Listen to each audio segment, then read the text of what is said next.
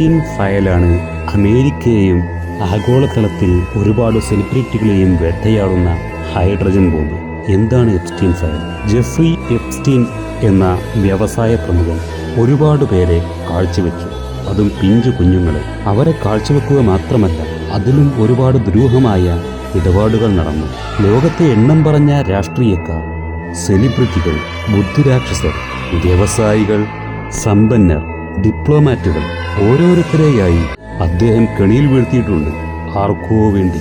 അതാണ് ദുരൂഹം. പലർക്കും ചെറിയ പ്രായപൂർത്തിയാവാത്ത പിഞ്ചു കുഞ്ഞുങ്ങളെ കാഴ്ചവെച്ചു. അതിലുപരി എല്ലാവരെയും ഒരേ തരത്തിൽ കണക്ട് ചെയ്ത് എന്തോ ഒരു കുറ്റകൃത്യത്തിനു വേണ്ടി അയാൾ ഉപയോഗിച്ചു. ആർക്കോ വേണ്ടി. പണ്ട് മുതലേ ഹണി ട്രാപ്പുകൾ പ്രചാരത്തിലുള്ളതാണ്. രാഷ്ട്രീയക്കാരെ ഒറ്റുന്നതിന് വേണ്ടി, അതല്ലെങ്കിൽ അവരെ വളഞ്ഞുവെച്ച് കൊടുക്കുന്നതിന് വേണ്ടി. അതുപോലെ തന്നെയാണ് എപ്സ്റ്റീൻ ലൈംഗിക കുറ്റകൃത്യങ്ങളടക്കം ഒരുപാട് ദുരൂഹതകൾ നിറഞ്ഞ ഇടപാടുകൾ നടത്തിയത്. പക്ഷേ ഇതാർക്കു വേണ്ടിയായിരുന്നു? സെലിബ്രിറ്റികളെയും രാഷ്ട്രീയക്കാരെയും ഡിപ്ലോമാറ്റുകളെയും സമ്പന്നരെയുമെല്ലാം ഒരേ വഴിയിൽ പൊളിച്ചു കൊണ്ടുപോയത് എന്തിനു വേണ്ടിയായിരുന്നു?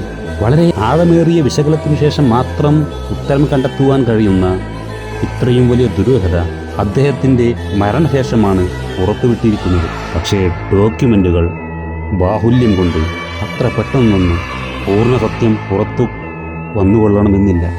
അതും പൊതുജനങ്ങൾക്ക് ഇതുവരെ ലഭ്യമായിട്ടുമില്ല.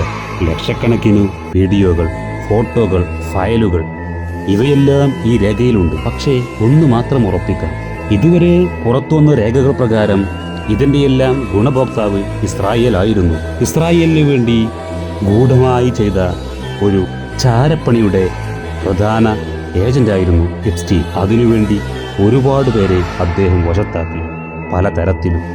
അതിൽ ഇന്ത്യയിലെ രാഷ്ട്രീയക്കാരുണ്ട്, അമേരിക്കയിലെ, അറബ് ലോകത്തെ, ആഫ്രിക്കൻ ലോകത്തെ. എല്ലാ രാജ്യത്തും ഒരു ഡീപ് സ്റ്റേറ്റ് ഒളിഞ്ഞിരിപ്പുണ്ട് എന്ന് നമുക്കെല്ലാവർക്കും അറിയാം. പക്ഷേ ഇസ്രായേലിന് വേണ്ടിയുള്ള ഡീപ് സ്റ്റേറ്റ് അതെല്ലാ രാഷ്ട്രങ്ങളിലുമുണ്ട്. ആ ഡീപ് സ്റ്റേറ്റിന്റെ ഒരു ഭാഗമായിരുന്നു എപ്സ്റ്റീൻ എന്നുള്ളതാണ് സത്യം. ഈ പറഞ്ഞതിൽ അസത്യങ്ങൾ എത്രയുണ്ടെങ്കിലും അതാണ് ഏറ്റവും വലിയ സത്യം.